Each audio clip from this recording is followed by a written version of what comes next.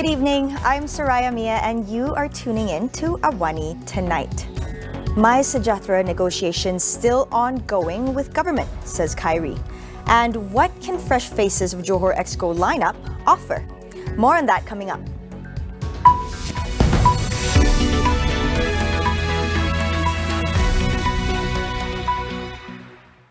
For Sinovac vaccine recipients and those aged 60 and over yet to receive their booster dose, their vaccination statuses will be changed to incomplete come April 1st. The Health Ministry also denied claims that the vaccine certificates of these individuals will be removed from the MySJAHTERA app. The ministry was refuting an earlier message that went viral on social media, claiming that the government will wipe off the digital vaccination certificates of people who refuse to take their booster jabs. Last week, Health Minister Kyrie Jamaluddin revealed that over 2 million Sinovac vaccine recipients in the country are set to lose their vaccination status by the end of the month after failing to get their booster shots.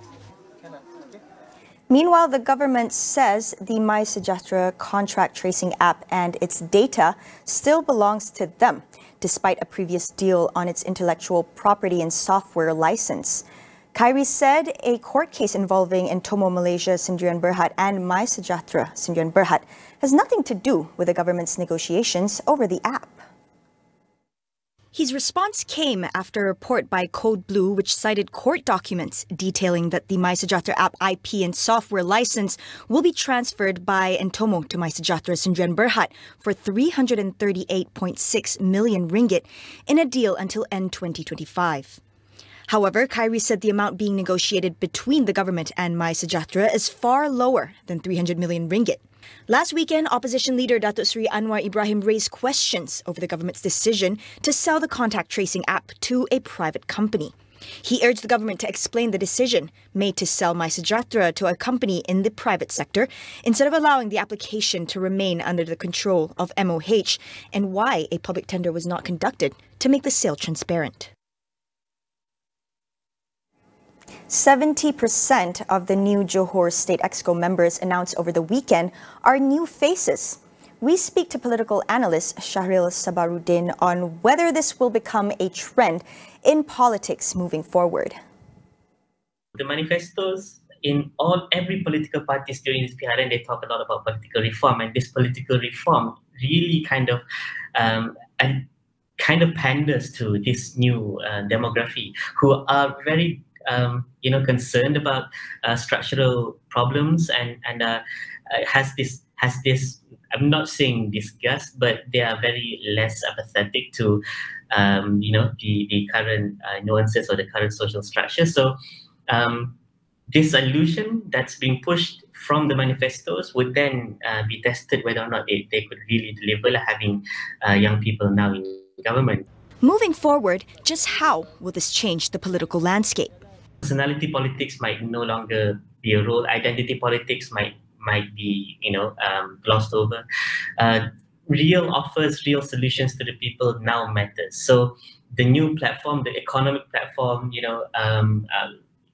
science and technology, big ideas, disruption, all of those will start to take center stage in the political discourse moving forward. And if, let's say, political parties dismisses that, it means that they will run the risk of being irrelevant in the future, because this requires a lot of the whole revamp in terms of thought process and leadership caliber. So I think that moving forward, what's more interesting to see is how then this new generation could shape the new narrative of Malaysia's politics to allude to kind of be attuned to the changing demand of a modern Malaysia. The Federal Territories Ministry has set up a poverty unit to address the issue of urban poverty on an ongoing basis. With the goal of eradicating poverty, the new unit will establish a task force to prepare supplies of essential goods ahead of the festive season. Its Deputy Minister Datuk Seri Jalaluddin Alias said that for Labuan, the unit was set up under the Labuan Corporation, apart from working with the Ministry of Domestic Trade and Consumer Affairs. He added that the ministry would reactivate the Federal Territory of Labuan Physical and Economic Development Working Committee to address the current and related issues, including the rising costs of living. On whether the poverty unit could work with the Zakat Collection Centre to address urban poverty among Muslims, Jalaluddin said the two units had the same goal, which is to help all of the B40 group and below, regardless of race and ethnicities, to overcome poverty. In other news, the Ministry of Transport has no plans for a feasibility study to build a railway network linking Sarawak and Sabah to Indonesia's new capital in Kalimantan. Minister Dato Sri Dr. Wika SIONG said any proposals for land and air connectivity from Sarawak and Sabah to Nusantara should be supported by projected passenger statistics so detailed planning can be done. He said in Sarawak, the current focus is on the provision of an urban rail network under the Kuching Urban Transport System project, led by Sarawak Metro. As for Sabah, we said the focus is on improving the railway infrastructure and quality of train services, led by Sabah State Railway Department. The reopening of the country's borders is timely as it will bring a boost to the economy. But from the public health point of view, is our healthcare system ready for border reopening? We ask public health specialist Dr. Farhan Rusli on whether Malaysia's healthcare system is ready for endemicity. Opening safely means to ensure that our public healthcare system and infrastructure is ready for the surgence of people and influx of people coming in. So definitely when you open up your borders, you know that there can be an increase of clusters, of number of cases.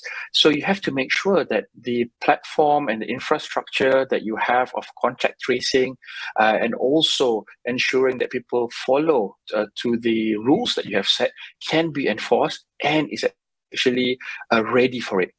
Farhan stressed the need for long-term healthcare infrastructure and better systems to track and trace those infected with COVID-19. Even though we are actually ready to leave the pandemic and put it behind us, COVID is not ready to leave us yet. And I think this is where Malaysia has to be very, very careful. You cannot just follow the trend because everybody's lifting restrictions away.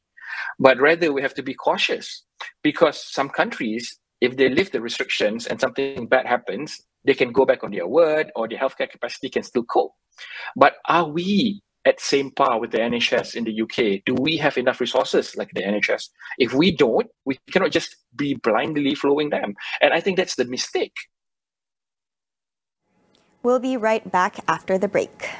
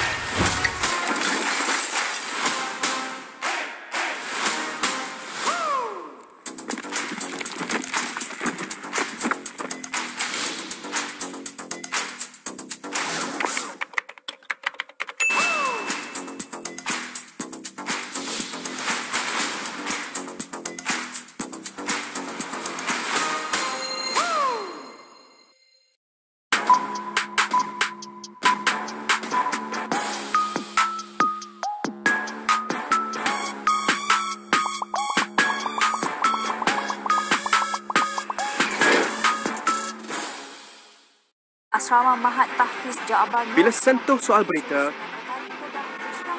tiada masa untuk tunggu. Kepada anda kami bawakan fakta, susulan dan kupasan yang terkini. Tiada drama dan tiada pengulangan.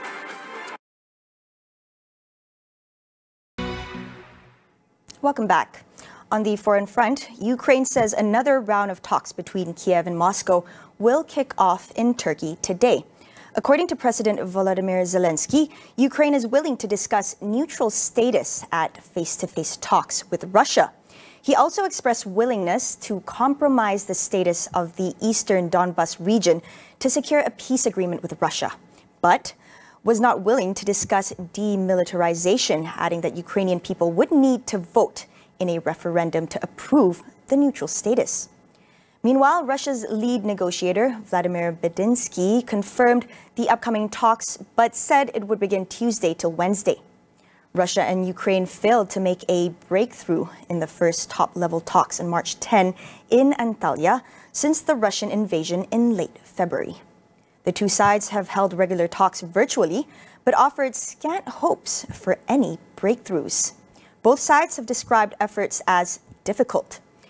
Meanwhile, Turkish President Recep Tayyip Erdogan said this week that Russia and Ukraine appear to have reached an understanding on 4 out of 6 negotiating points. Those are Ukraine staying out of NATO, the use of Russian language in Ukraine, disarmament, and security guarantees.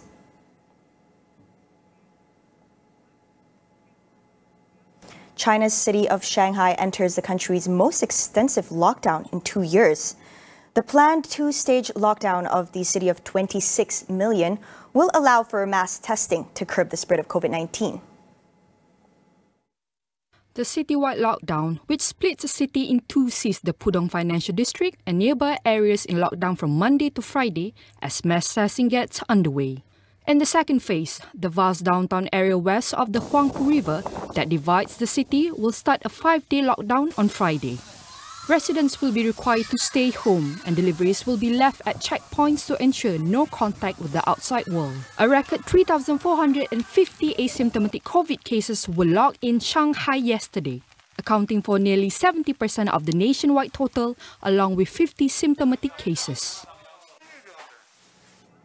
Will Smith has won the Oscar for Best Actor at the 2022 Academy Awards moments after he punched Chris Rock in a dramatic on-stage scene.